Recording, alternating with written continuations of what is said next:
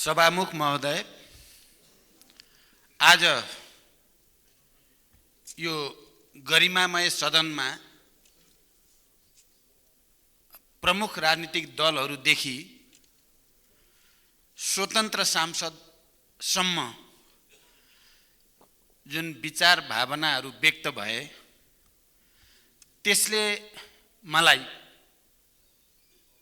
निकै नै गम्भीर बनाएको छ। एकातिर मैले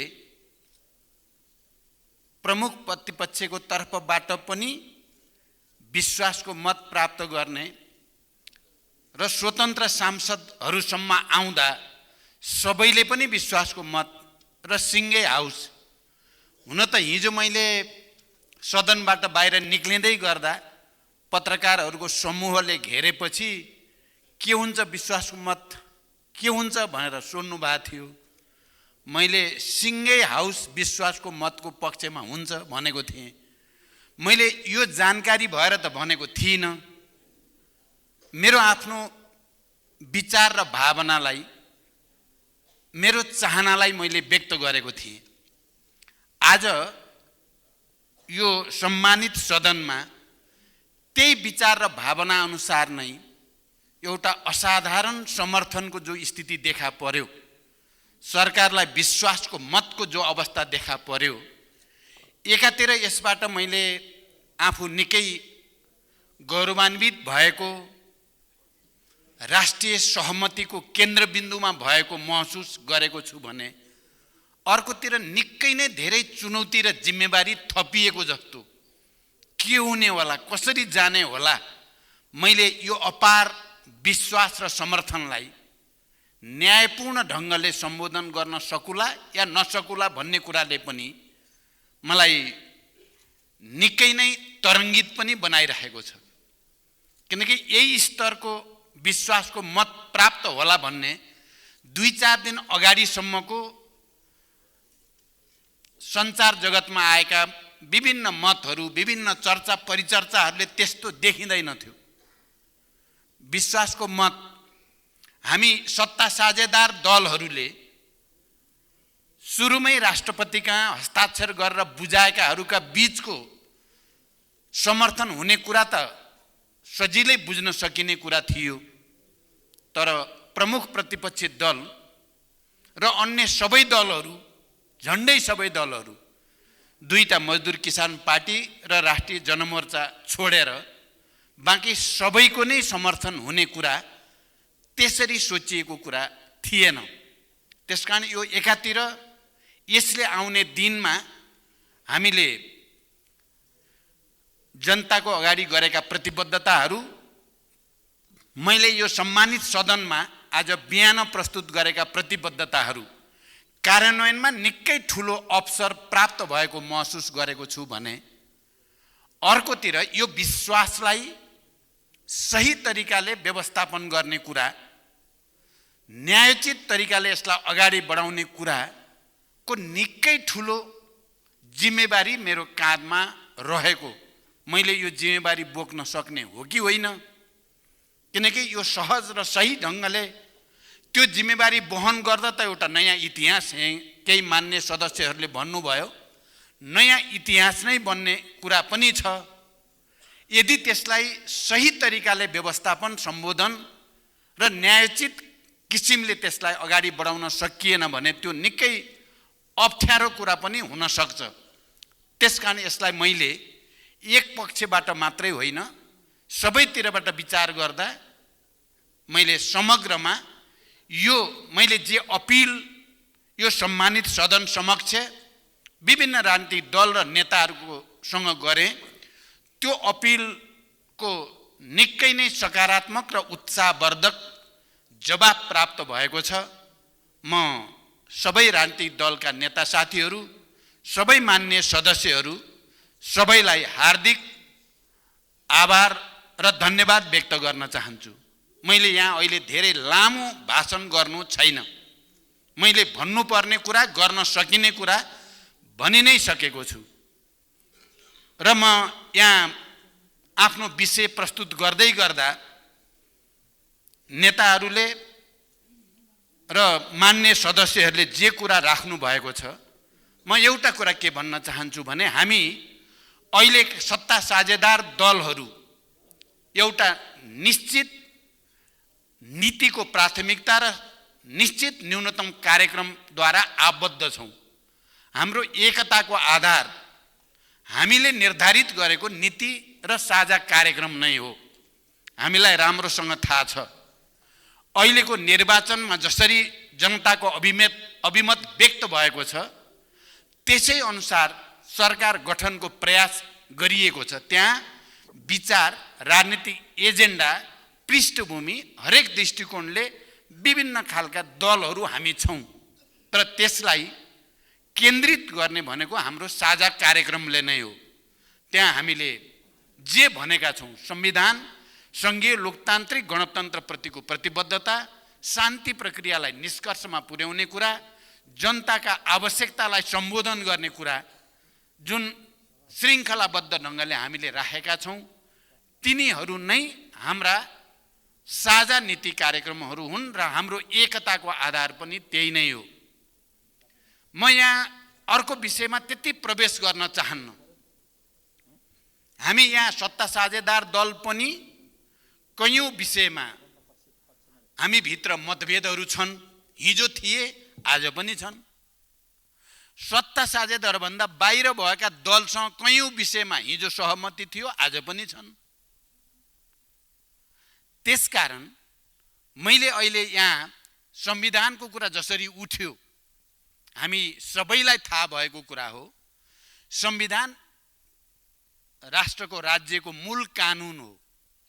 2072 को संविधान हामीले निकै धेरै जटिलता र अप्ठ्याराहरूको बीचबाट अहिले भएका प्रमुख राजनीतिक दलहरूकै सहमति र समझदारीबाट बनाइएको संविधान हो र यो संविधान कार्यान्वयन गर्ने कुराप्रति हाम्रो गम्भीरता, हाम्रो प्रतिबद्धता कायम छ र अहिलेको सत्ता साझेदार पनि हामी संविधान कार्यान्वयन गर्ने कुराप्रति, संघीयता कार्यान्वयन गर्ने कुराप्रति, शान्ति प्रक्रियालाई टुङ्गोमा पुर्याउने कुराप्रति र जनताका आवश्यकता र चाहनालाई सम्बोधन गर्ने कुराप्रतिको सहमतिको आधारमा बनेको छ।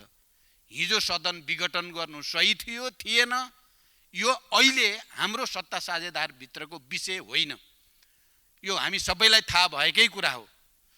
संविधान हामीले जति बेला संविधान सभाबाट संविधान बनाउँदै थियौं, हामी सबैले विघटनका अनुभवहरू, त्यसले के कस्तो भयो भन्ने कुराको समीक्षा हामी सबैले गरेकै हौं र आउने दिनमा सदनलाई सर्वोपरि बनाउने कुरामा हामी सबैको सहमति थियो नै। भोलि संविधान संशोधन गर्ने कुरा, संविधानलाई परिमार्जन गर्ने कुरा, त्यसलाई नयाँ ठाउँमा पुर्याउने कुरा हुन सक्दछ, तर 72 को संविधानले जे अंगीकार गरेको छ, संशोधन नहुँदासम्म, परिमार्जन नहुँदासम्म त्यसैको मर्म र भावना अनुसार अगाडि बढ्न हामी सबै प्रतिबद्ध छौं।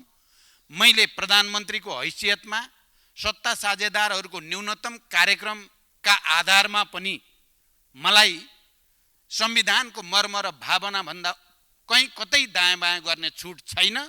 म त्यो संविधानको रक्षाको निम्ति अन्तिम समयसम्म प्रयास गरिराख्ने प्रतिबद्धता यहाँ व्यक्त गर्न चाहन्छु। यहाँ बहुदलीय प्रतिस्पर्धा, संसदीय प्रक्रिया बारे धेरै कुरा उठ्यो। प्रमुख प्रतिपक्षी दलका नेताले केही सैद्धान्तिक व्याख्या गर्नुभयो। संसदीय लोकतन्त्र अन्तर्गत प्रतिपक्षको भूमिका, प्रमुख प्रतिपक्षको भूमिकाको सैद्धान्तिक व्याख्या गर्दै तर आजको परिस्थितिमा समर्थन गर्ने कुरा गर्नुभयो र हामी सत्ता साझेदारका प्राय सबै, हाम्रो सत्ता साझेदारका प्रमुख दल नेकपा एमालेका अध्यक्ष पूर्व प्रधानमन्त्री केपी ओलीजीदेखि सबैले त्यसलाई स्वागत नै गरेको मैले महसुस गरेँ। यद्यपि त्यहाँभित्र प्रश्नहरू मानिसहरूले उठ्न सक्छ, तर मैले बुझ्दा यसलाई सकारात्मक ढङ्गले नै बुझेको छु। मैले बिहान अपिल गर्दा पनि यस सम्मानित सदनमा माननीय सदस्यहरूको सामु त्यो कुरा राखेको थिएँ। म आफै प्रमुख प्रतिपक्ष दलको नेता थिएँ। सुशील कोइराला सरकारको प्रधानमन्त्री हुनुहुन्थ्यो। म प्रतिपक्ष हुँदाहुँदै पनि म तपाईलाई समर्थन गर्छु र हरेक तपाईको यो आजको देशको विशिष्ट समस्या समाधानमा तपाईको पहलमा मेरो साथ हुनेछ भनेको थिएँ मैले। र मैले त्यो भन्दा बढी अहिले प्रमुख प्रतिपक्षी दलको नेताले विश्वासको मत दिएको कुरालाई त्यो भन्दा बढी म बुझ्न पनि चाहन्न, त्यो भन्दा बढी व्याख्या गर्न पनि चाहन्न।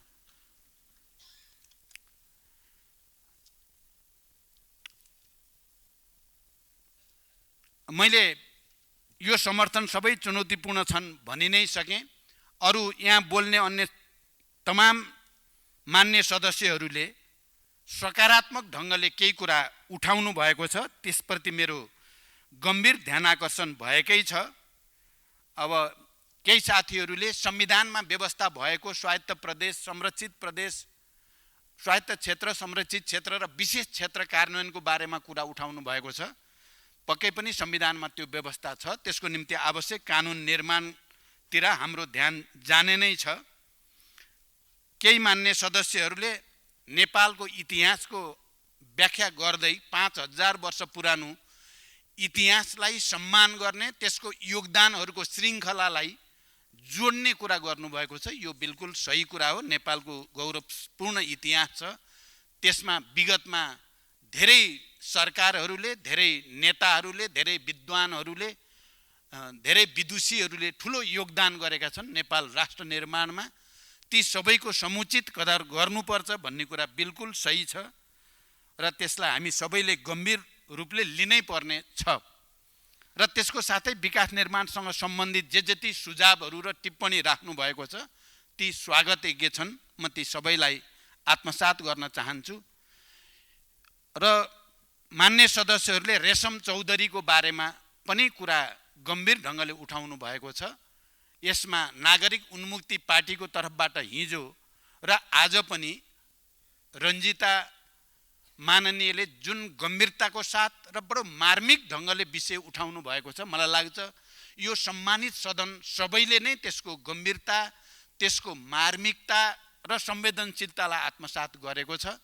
हामीले पहिले पनि रेशम चौधरी त्यो घटनामा संलग्न हुनुहुन्थेन भनेका छौँ। मैले त दोस्रो पटक प्रधानमन्त्री हुँदा रेशमलाई भेटेरै पनि उहाँको कुरा सुनेको थिएँ। त्यो नेपाली मिडियामा निकै चर्चा पनि भएको थियो।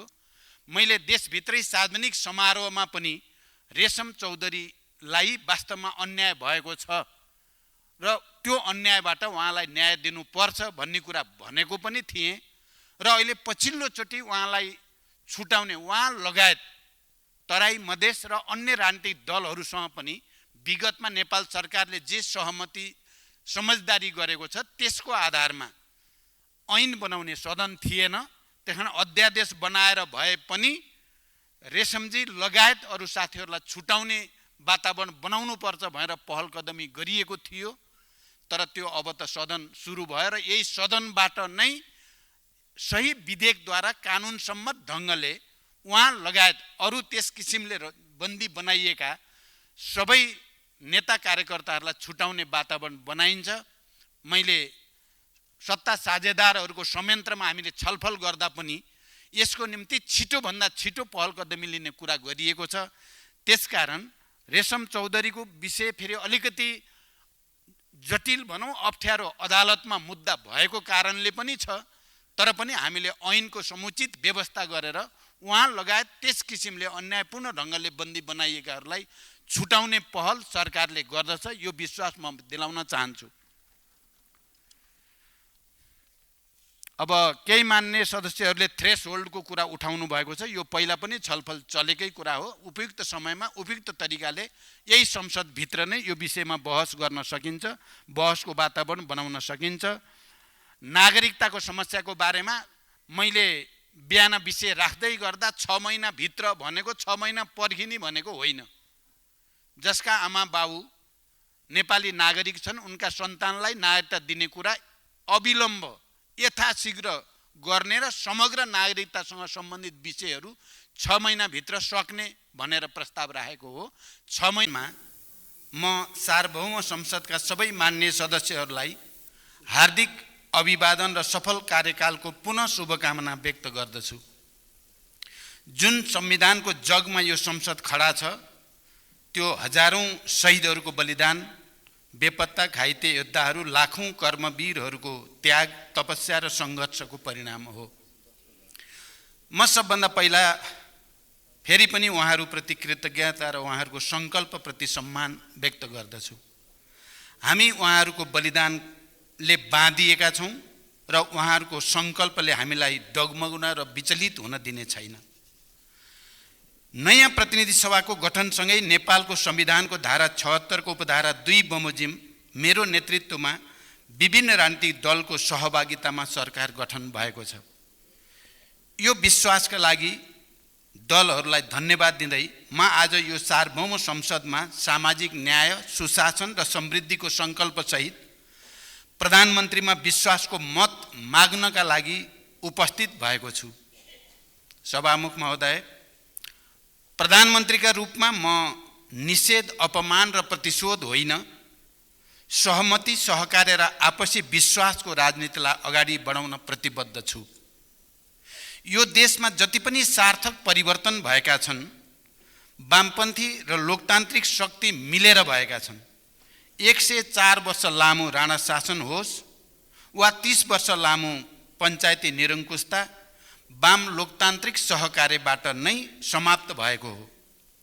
12 बुँदे समझदारी, विस्तृत शान्ति सम्झौता, संविधान सभा र संघीय लोकतान्त्रिक गणतन्त्र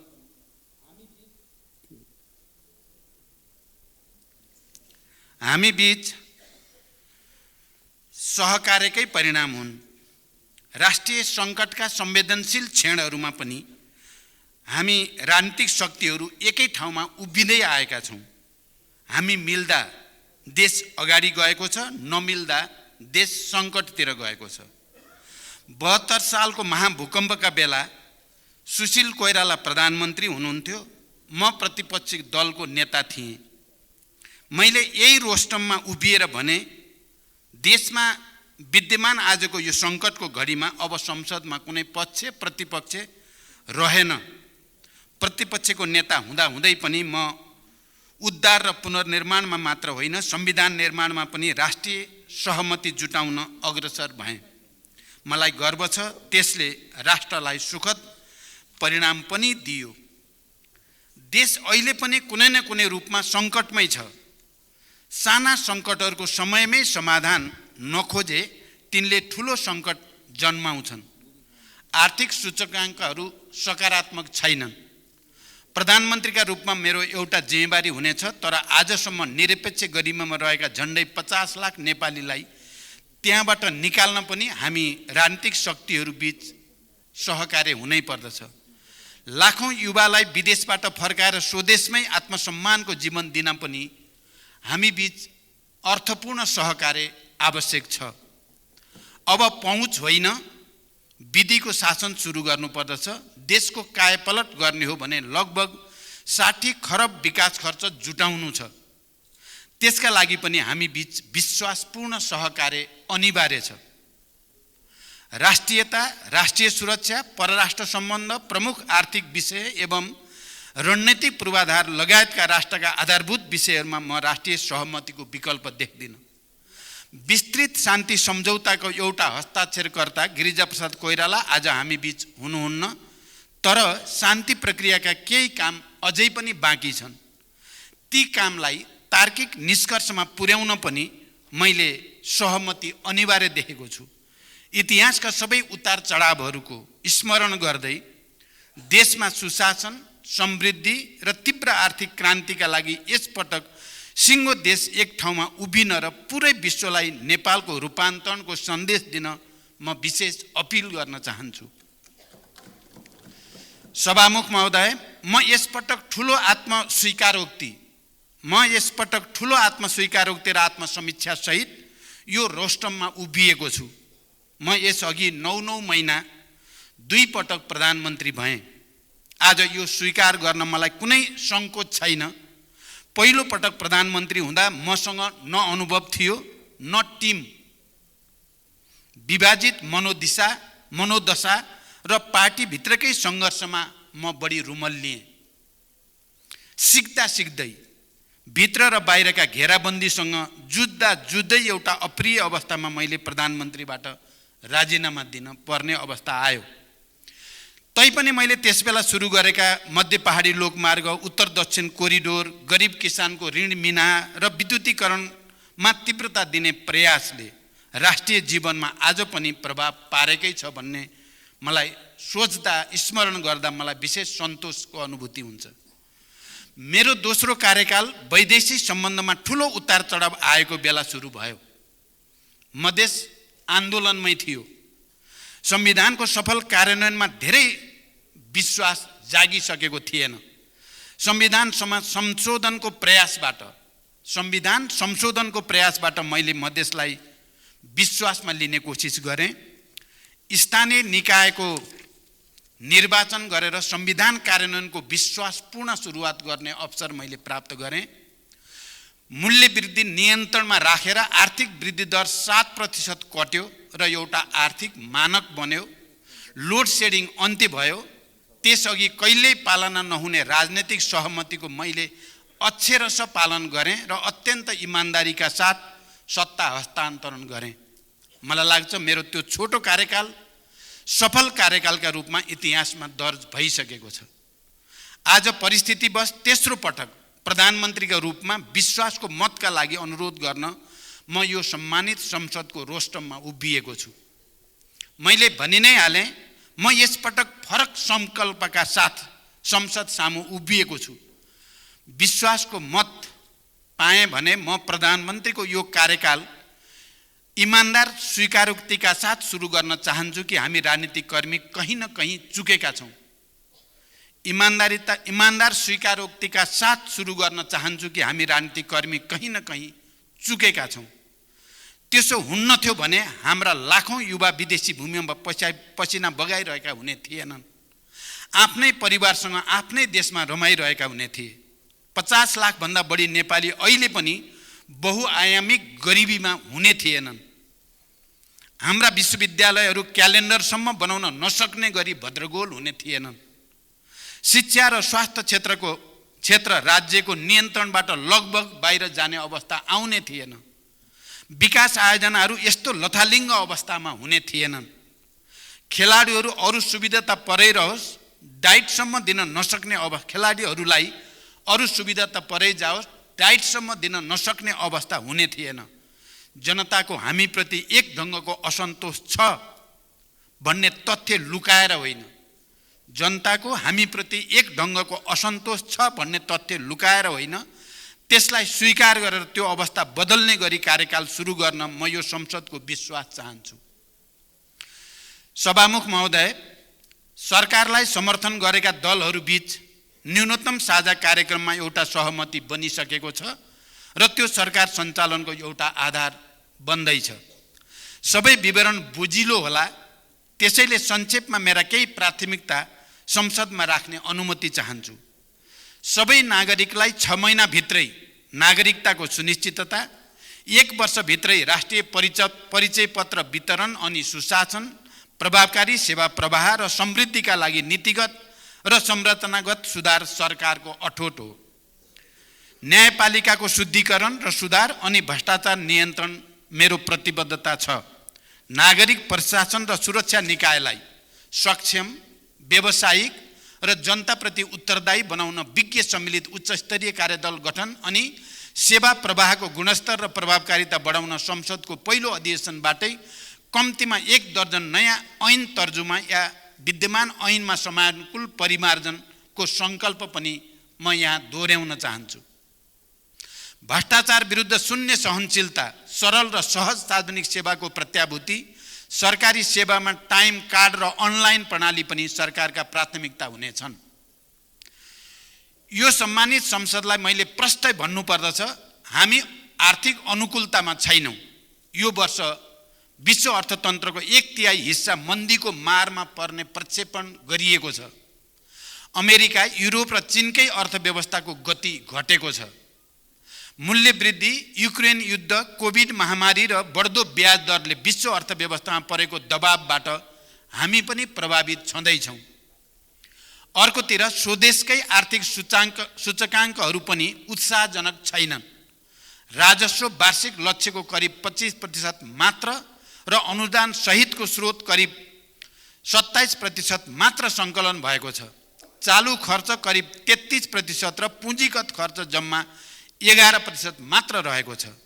वैदेशिक अनुदानको वार्षिक लक्ष्य जम्मा 6% पुरा भएको छ। आयकर समेत लक्ष्य बमोजिम उठेको छैन।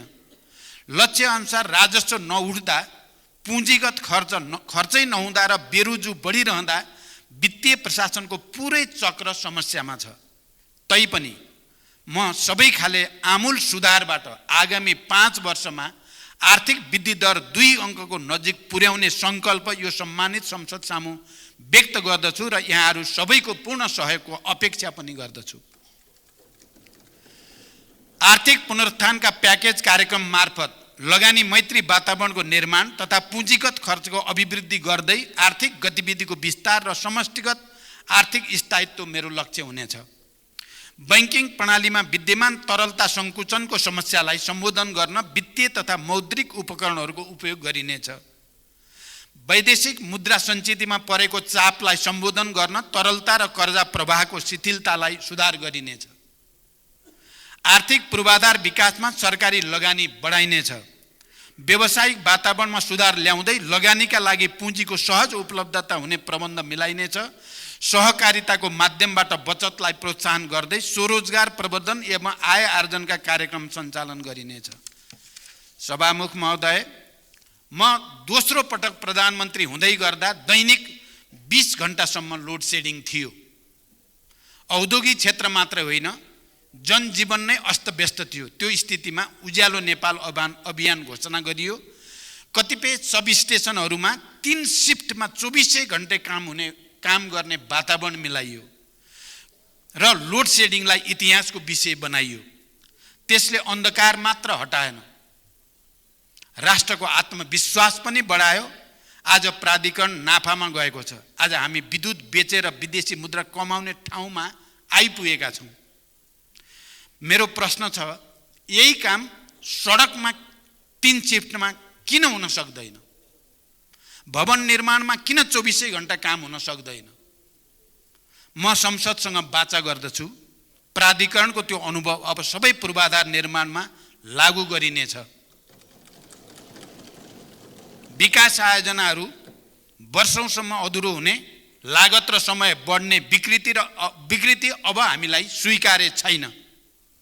त्यसका लागि आवश्यक ऐन संशोधन लगायत नीतिगत सुधार दृढताका साथ अघि बढाइनेछ। प्रशासनिक खर्चमा मितव्ययिता, बजेटमा अनुशासन, सार्वजनिक खर्चको उपलब्धि र उत्पादकत्व वृद्धि, राजस्व चुहाटमा कडा नियन्त्रण सरकारका प्राथमिकता हुनेछन्। सहभागिता र परिपालना बढाउन प्रवर्धनात्मक कार्यक्रमका साथसाथै नियमनमा समेत जोड दिइनेछ। सार्वजनिक ऋणको छनौटपूर्ण उपयोग गर्दै दिगोपना कायम गरिनेछ। सार्वजनिक संस्थानको व्यवस्थापन सुधारका साथै व्यवसाय विस्तारमा जोड दिइनेछ। नेपाललाई आकर्षक र प्रतिस्पर्धात्मक लगानी गन्तव्य बनाउने मेरो सङ्कल्प छ। औद्योगिक, वित्तीय र मौद्रिक नीतिको सामञ्जस्यपूर्ण कार्यान्वयनबाट अर्थतन्त्रलाई गतिशील तुल्याइनेछ। वित्तीय, मौद्रिक, पुँजी बजार, सहकारी, बीमा र निजी कम्पनीका निकायहरूबीच आवश्यक समन्वय गरी निजी क्षेत्रको लगानी प्रवर्धन गर्न नीतिगत, संस्थागत तथा प्रक्रियागत सुधार यो सरकारको प्राथमिकतामा रहनेछ। सभामुख महोदय, राजस्व प्रशासन करदाता मैत्री हुनेछ। कर छली, आयातमा न्यून विकेन्द्रीकरण, चोरी पैठारी, तस्करी तथा हुन्डी कारोबार जस्ता गतिविधिको अन्त्य गर्दै कर प्रणालीलाई थप प्रगतिशील तथा व्यवसायी मैत्री बनाइनेछ। आर्थिक स्थायित्व कायम गर्न औद्योगिक नीति, सरकारी वित्त नीति, राजस्व नीति, मौद्रिक नीति बीच तादात्म्य अनि सरकार, निजी क्षेत्र, सहकारी र सामुदायिक क्षेत्रको सहभागितामा द्रुत विकासको वातावरण निर्माण यो सरकारको सङ्कल्पमा छ। कानुनी, प्रक्रियागत, प्रणालीगत तथा संरचनागत सुधारबाट वैदेशिक लगानी आकर्षित गरिनेछ। विनिमय दर जोखिम व्यवस्थापन गर्न भरपर्दो हेजिङ सेवाको सुरुवात गर्ने नीति बनिसकेको छ र देशको सार्वभौम साख मूल्याङ्कन, सोभरेन क्रेडिट रेटिङ यथाशीघ्र अगाडि बढाइनेछ। वैदेशिक व्यापारमा आएको शिथिलतालाई सम्बोधन गर्न निर्यात वृद्धिमा जोड दिइनेछ। राष्ट्रिय पुँजीको विकास र आर्थिक आत्मनिर्भरताका लागि स्वदेशी उत्पादनमा जोड दिनु सरकारको प्राथमिकता हुनेछ। स्वदेशी कच्चा पदार्थमा आधारित र आयात प्रतिस्थापन गर्ने प्रकृतिका उपभोग्य वस्तुहरूको उत्पादनमा जोड दिइनेछ र रोजगारी सृजना हुने क्षेत्रमा राज्यको लगानी बढाइनेछ। कृषि, प्राकृतिक स्रोत, ज्ञान र उच्च प्रविधिमा आधारित उद्योगको विकासबाट औद्योगिक उत्पादन बढाई निकासी वृद्धि गरिनेछ। पुँजीको अभावमा उद्यमशीलता निरुत्साहित हुन दिइने छैन।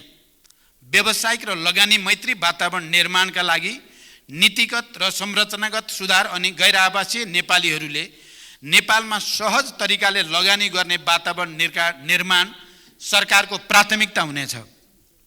उद्योग व्यवसाय दर्ताका लागि सुरुकै बिन्दुबाट सबै प्रकारका स्वीकृतिहरूको उपलब्धता सुनिश्चित गर्न टाइम कार्ड अनि स्वरोजगारी, स्टार्टअप र विभिन्न व्यवसायले सृजना गर्ने रोजगारी मापनका लागि जब मिटरको व्यवस्था गरिनेछ। सभामुख महोदय, हरेक वर्ष एउटै समाचार बन्छ मलको अभाव। म आज यो संसदमा दृढताका साथ प्रतिबद्धता जनाउन चाहन्छु। अबदेखि आपूर्तिको चक्र अनुसार चाहिएको समय प्राप्त हुने गरी मल खरिद गरिनेछ र सँगसँगै मल कारखाना स्थापनाको पनि तयारी अगाडि बढाइनेछ। सार्वजनिक शिक्षामा आमूल सुधार सरकारको सङ्कल्प हुनेछ। विश्वविद्यालयहरू अब क्यालेन्डर अनुसार सञ्चालन हुनेछन्। अहिलेको भद्रगोल सहन गरिने छैन। सबै पालिकामा आधारभूत अस्पताल र प्रदेशहरूमा विशिष्टीकृत अस्पताल र मेडिकल कलेजहरू बनाइनेछ। गुणस्तरीय स्यानिटरी प्याडका लागि आर्थिक प्रत्याभूति, गुणस्तरीय प्रसुति सेवाको सुनिश्चितता, चिकित्सकहरूको सङ्ख्यामा वृद्धि, चिकित्सक र नर्सलाई सरकारी सेवामा आकर्षित गर्न सेवा सुविधामा पुनरावलोकनका लागि सरकार प्रतिबद्ध छ। स्वास्थ्यकर्मी लगायत विशिष्टीकृत सेवाका श्रमिकहरूका सरोकारलाई सम्बोधन गर्न श्रम ऐनमा आवश्यक संशोधन गरिनेछ। सबै क्षेत्रको स्वास्थ्य सेवाको गुणस्तर सुनिश्चितताका लागि अधिकार सम्पन्न प्राधिकरण बनाइनेछ। खाद्य, आवास र स्वच्छ खानेपानीलाई जनताको मौलिक हकको रूपमा स्थापित गरिनेछ। आगामी 3 वर्षमा सतह तथा भूमिगत सिँचाइबाट तराई मधेसको थप 3 लाख हेक्टर जमिनमा सिँचाइ पुर्याइनेछ। सिँचाइको बिजुली महसुलमा थप छुट दिइनेछ। विद्युत उत्पादन विस्तार र निर्यात मार्फत आर्थिक वृद्धि दर बढाइनेछ र इन्धनमाथिको परनिर्भरता घटाइनेछ। ग्राहस्थ उपभोगका निम्ति वर्षायाममा मासिक 50 युनिट र हिउँदयाममा मासिक 30 युनिट विद्युत निःशुल्क उपलब्ध गराइनेछ। 5 वर्षमा विद्युत उत्पादन क्षमता 6500 मेगावाट र प्रति व्यक्ति विद्युत खपत 700 किलोवाट घण्टा पुर्याउने लक्ष्य सरकारले लिनेछ। विद्युत महसुलको समायोजन गर्दै 1 वर्षभित्रै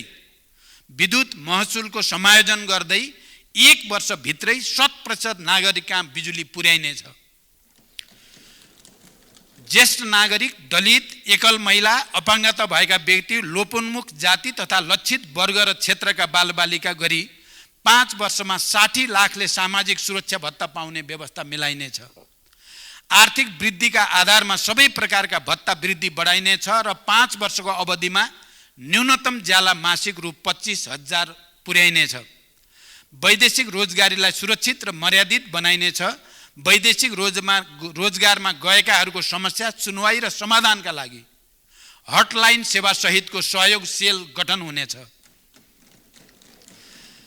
प्रशासनिक अकर्मण्यता, आपसी समन्वय अभावका कारण सिर्जना हुने कृत्रिम अभाव, कालोबजारी, व्यावसायिक एकाधिकार लगायतका सुशासन विरोधी क्रियाकलाप नियन्त्रण गर्न, जनताको गुनासोलाई तत्काल सम्बोधन गर्न र नियमित संयुक्त अनुगमनका लागि सम्बन्धित निकायका प्रतिनिधि रहेको प्रधानमन्त्री निगरानी कार्यक्रम सञ्चालन गरिनेछ। लोक कल्याणकारी कार्यक्रमहरू सीमान्त जनतासम्म पुग्ने ग्यारेन्टी गरिनेछ। सभामुख महोदय, स्वेच्छा वा रहरले कोही गरिब र भूमिहीन हुँदैनन्। मान्छे गरिब हुन्छ अवसरमा पहुँच नभएर, आधारभूत सुविधा नपाएर। एउटै नेपाली पनि छतविहीन नहोस्, मेरो इमान्दार प्रयास रहनेछ। हाम्रो ग्रामीण अर्थतन्त्र महिलाले धानेका छन्, तर राज्यले महिलालाई उचित प्रोत्साहन दिन सकेको छैन। रेमिट्यान्स पठाएर देश बचाइरहेको युवालाई न राज्यले सुरक्षा दिन सकेको छ, न उचित सम्मान नै दिन सकेको छ। म यो अवस्था बदल्न प्रतिबद्ध छु। भूमिको वैज्ञानिक व्यवस्थापन र आवास सम्बन्धी मौलिक हक कार्यान्वयनको सुनिश्चितता मेरो उद्देश्य हुनेछ। हरेक जिल्ला सदरमुकामलाई रणनीतिक सडक सञ्जालमा जोडिनेछ र हरेक पालिकालाई पक्की सडकबाट केन्द्रमा जोडिनेछ। निर्माणाधीन राष्ट्रिय राजमार्ग र रणनीतिक सडकहरू 5 वर्षभित्रै सम्पन्न गरिनेछन्। यातायात व्यवस्थापन प्राधिकरण गठन हुनेछ। सडक दुर्घटनाका कारण र समाधान खोज्न उच्च स्तरीय कार्यदल बनाइनेछ। सडक यातायात, रेल, जलमार्ग र हवाई सबै योजनालाई समेट्ने गरी एकीकृत राष्ट्रिय यातायात गुरु योजना तयार गरिनेछ।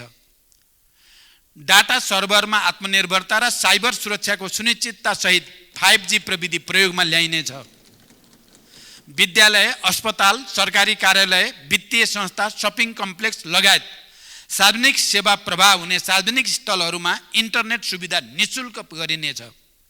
आधुनिक खेल पूर्वाधारमा जोड दिँदै खेलाडीहरूको वृत्ति विकासका कार्यक्रम ल्याइनेछ। पर्यटन पुनरुत्थानका लागि विशेष प्याकेज घोषणा गरिनेछ। जलवायु परिवर्तनको मुद्दालाई अन्तर्राष्ट्रियकरण गरिनेछ। महिला सहभागिता, सशक्तिकरण र समावेशिता सरकारको प्रमुख लक्ष्य हुनेछ।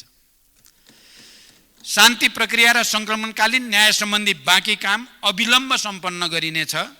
शहीद र बेपत्ता परिवारलाई उचित सम्मान र परिपूर्णको व्यवस्था हुनेछ।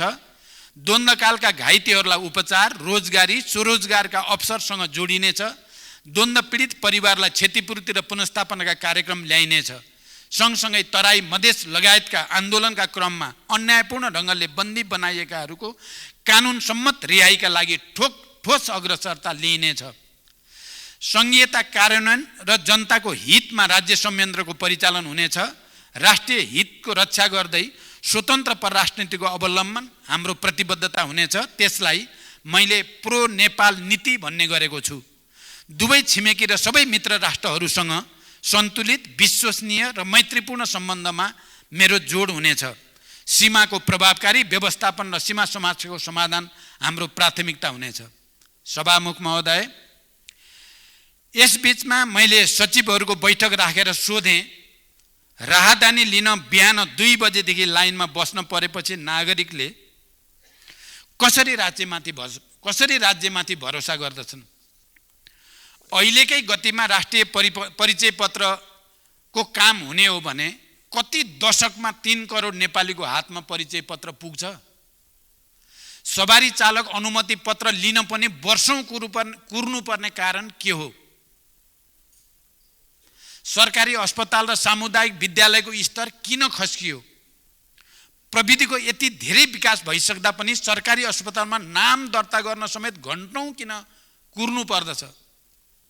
सरकारी अस्पतालमा सामान्य शल्यक्रिया गराउन पनि 3-4 महिना किन कुर्नु पर्ने गरेको हो? अस्पतालका प्रयोगशाला र परीक्षण उपकरण किन महिनौसम्म बन्दैनन्? अनुदानका सामग्री स्टोरमा किन थन्किने गरेका छन्? मैले सचिवज्यूहरूलाई भनिसकेको छु। सेवा प्रवाहलाई सहज र विकासको गतिलाई तीव्र बनाउन नीतिगत समस्या समाधानको जिम्मा म लिन्छु, तर नतिजामुखी कार्य सम्पादनको जिम्मा तपाईहरुले लिनुपर्दछ। सरकारहरू फेरिरहने तर जनताको जीवनस्तर नफेरिने निराशाजनक चित्र अब बदल्नु छ। त्यसका लागि सरकार मालिक होइन, सुनिने, देखिने, जनताले अनुभूत गर्ने सेवक बन्नु छ। प्रदेश र स्थानीय तहमा तत्काल कर्मचारीको व्यवस्था हुनेछ। संघीय निजामती ऐन अविलम्ब यसै अधिवेशनमा पेश गर्ने गरी तयारी गर्न मैले निर्देशन दिइसकेको छु। सार्वजनिक सेवा प्रवाहमा ढिलासुस्ती र शास्तिको अन्त्य गर्दै सार्वजनिक सेवा प्रवाहलाई चुस्त, नागरिक मैत्री बनाउन, सामाजिक न्याय सुनिश्चित गर्न तथा राज्यको सबै तह र संरचनामा सदाचार र जवाबदेहिता कायम गर्न सरकार प्रतिबद्ध हुनेछ। मन्त्री परिषदको पहिलो बैठकमै भ्रष्टाचार नियन्त्रणमा शून्य सहनशीलताको नीतिलाई परिणाममा देखिने गरी कार्यान्वयन गर्ने निर्णय हामीले लिइसकेका छौँ। रणनीतिक महत्त्वका विकास आयोजनाहरूको कार्यान्वयन गर्न जग्गा प्राप्ति, वातावरणीय प्रभाव मूल्याङ्कन तथा ठेक्का व्यवस्थापनमा हुने ढिलाइ कम गरी निर्णय प्रक्रियामा शीघ्रता ल्याउन छुट्टै कानुनी व्यवस्था गरिनेछ। युटिलिटी कोरिडोर सम्बन्धी कानुनी व्यवस्था गरी पूर्वाधारमा साझेदारी गर्ने व्यवस्था मिलाइनेछ। पुँजीगत खर्च बढाउन आयोजना व्यवस्थापनलाई नतिजामुखी बनाउनुको साथै अन्तर्निकाय समन्वय प्रभावकारी गराइनेछ। विकास आयोजनाको अनुगमनलाई नतिजामा आधारित बनाइनेछ। राष्ट्रिय महत्त्वका आयोजनाहरूको प्रधानमन्त्री तथा मन्त्री परिषदको कार्यालयमा रहेको एक्सन रुमको उपयोग समेत गर्दै म आफैले पनि नियमित अनुगमन गर्नेछु। सभामुख महोदय, कानुनका छिद्र देखाउने, काममा ढिलासुस्ती गर्ने, अनावश्यक झन्झट दिने काम यो सरकारलाई स्वीकार्य छैन। सार्वजनिक सेवा प्रवाहलाई सरल, सहज तथा प्रविधि मैत्री बनाई जनतालाई चुस्त र नागरिक मैत्री सरकारको अनुभूति दिलाउन राष्ट्र सेवकलाई जिम्मेवार र उत्तरदायी बनाइनेछ। राहदानी, राष्ट्रिय परिचय पत्र, सवारी चालक अनुमति पत्र वितरणमा हाल देखिएको समस्यालाई तत्काल समाधान गरिनेछ। एकै प्रकृतिको विवरण फरक फरक निकायबाट सङ्कलन गर्नुको सट्टा डाटा साझेदारी र अन्तर आबद्धताको भरपर्दो प्रणाली निर्माण गरी सेवा प्रवाहलाई छिटो छरितो र मितव्ययी र झन्झट मुक्त गरिनेछ। विपन्न नागरिक उपचार सुविधा तथा स्वास्थ्य बिमा सेवालाई सर्वसुलभ र नियमित बनाइनेछ। स्वास्थ्य बिमाको दायरा विस्तार गरिनेछ। सरकारी एवं सार्वजनिक जग्गाको संरक्षण गर्न एकीकृत विद्युतीय अभिलेख तयार गरिनेछ। मुलुकको विकासमा योगदान गर्न सक्ने उमेरका नागरिक विदेश हुनुपर्ने तर वृद्ध अवस्थाको सामाजिक सुरक्षाको व्यवस्था राज्यले गर्नुपर्ने जटिल अवस्था आज देशमा विद्यमान छ। यो परिस्थितिबाट बाहिर निस्कन स्वदेशमै रोजगारीका अप्सन सृजना गर्न निजी क्षेत्र समेतको सहभागितामा ठोस कार्यक्रम सञ्चालन गरिनेछ। निजी क्षेत्रको विकासका लागि आवश्यक नीतिगत र कानुनी सुधार, आर्थिक पूर्वाधार विकासमा सरकारी लगानीको वृद्धि, व्यावसायिक वातावरणमा सुधार, सहकारिताको माध्यमबाट बचतलाई प्रोत्साहन अनि स्वरोजगार प्रवर्धन सरकारका उद्देश्य हुनेछन्। सार्वजनिक संस्थानको व्यवस्थापन सुधारका साथै व्यवसाय विस्तारमा जोड दिइनेछ। पर्यटकीय पूर्वाधारको निर्माण र सेवाको गुणस्तरमा सुधार सरकारको मुख्य जोड हुनेछ। गौतम बुद्ध र पोखरा अन्तर्राष्ट्रिय विमानस्थलको पूर्ण क्षमतामा सञ्चालन र स्रोतको सुनिश्चितता सहित निजगढमा अन्तर्राष्ट्रिय विमानस्थलको निर्माण प्राथमिकतामा हुनेछ। मलाई थाहा छ मिडिया उद्योग सङ्कटमा छ। म विश्वास दिलाउन चाहन्छु यो सङ्कटमा सरकारले मिडिया उद्योगलाई एक्लै छाड्ने छैन। सञ्चारकर्मीहरूको हक र हित पनि सरकारको उच्च प्राथमिकतामा हुनेछ।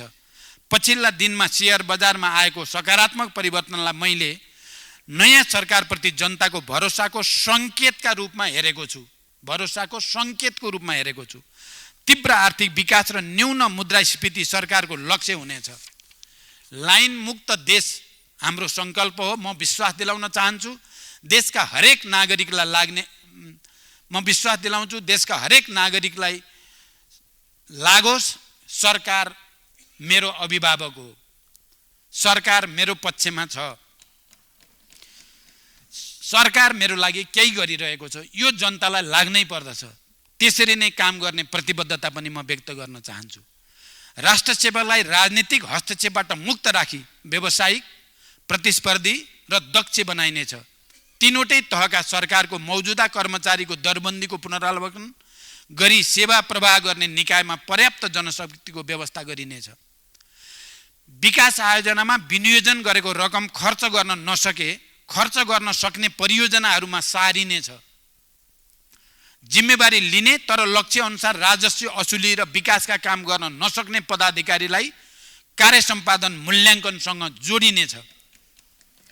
सरकारी पदाधिकारीहरूले परराष्ट्र मन्त्रालयको जानकारी बिनै विदेशी कूटनीतिज्ञहरूलाई भेट्ने काम अब हुन दिइने छैन।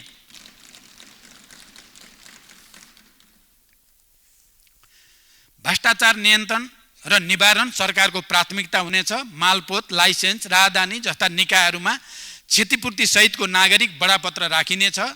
बुस्टर डोजको खोपको लागि भ्याक्सिनको तत्काल प्रबन्ध गर्न लागिसकिएको छ। शीतलहर र हिमपातबाट जनता जोगाउन आवश्यक प्रबन्ध गर्न सम्बन्धित तहमा निर्देशन गइ नै सकेको छ।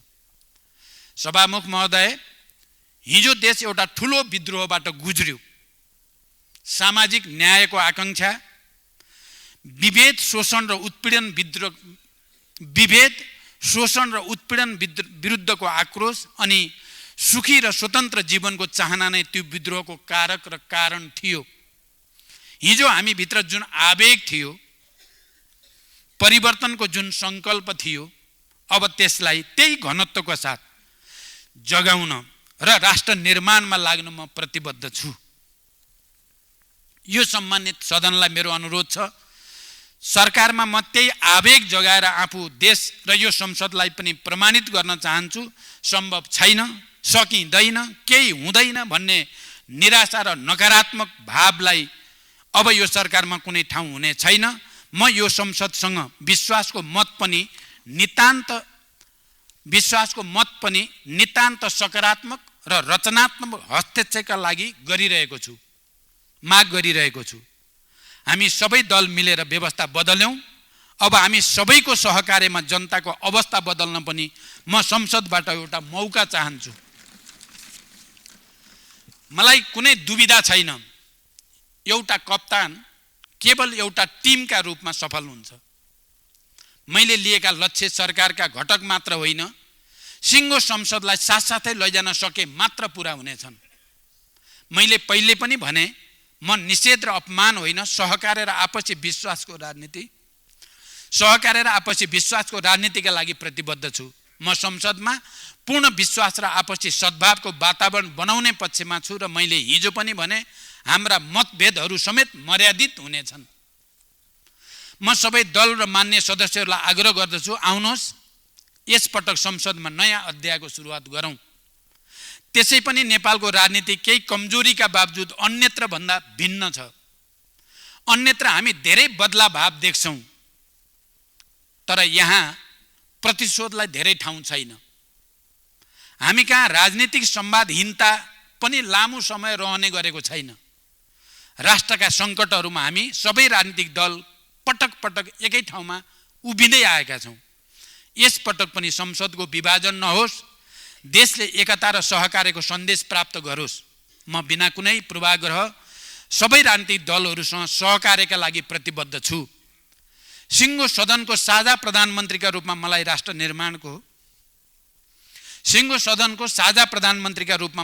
निर्माणको नेतृत्व गर्ने एउटा मौका मिलोस् भन्ने मेरो चाहना छ। हामी सबैले आफ्नो ठाउँबाट जनतासँग विकासको प्रतिबद्धता गरेका छौँ। आज त्यही प्रतिबद्धताका लागि हामी सबै एक ठाउँमा उभिन नसक्ने भन्ने केही छैन। मैले हिजो पनि संसदमा भने, जनताको हामीमाथि समर्थन सशर्त मात्रै छ। हीन भावनाको ठाउँमा आशा र आत्मविश्वास जगाउनु छ। आर्थिक क्रान्तिको साझा सङ्कल्पबाट समृद्ध र न्यायपूर्ण राष्ट्र निर्माण गर्नु छ। इतिहास आजैबाट सुरु हुन्छ म भन्दिनँ। आजसम्मका उपलब्धिहरूलाई संस्थागत गर्दै सबैप्रति कृतज्ञता व्यक्त गर्दै म एउटा परीक्षा दिन चाहन्छु। हिजो क्रान्ति सुरु गर्दा जुन आवेग मसँग थियो, बीचमा केही अल्मलिए जस्तो देखिए पनि आज त्यही आवेग र अठोटका साथ म यो रोस्टममा उभिएको छु। तेस्रो पटक प्रधानमन्त्रीका नाम लेखाउन वा सिंहदरबारमा अर्को कार्यकालको फोटो झुन्ड्याउन मात्र म यहाँ उभिएको पटक्कै होइन। म विश्वास दिलाउँछु, हरेक पटक संसदमा म उपलब्धिको डाटा र रिपोर्ट कार्डका साथ उपस्थित हुनेछु। मलाई विश्वासको मत दिएमा संसदका हरेक मान्य सदस्यहरूले गर्व गर्ने वातावरण बनाउनेछु। सबैको साथ र सहयोग लिएर राष्ट्र निर्माण होमिन यो सम्मानित सदनसँग प्रधानमन्त्रीका रूपमा म विश्वासको मतका लागि हार्दिक अनुरोध गर्दछु। धन्यवाद।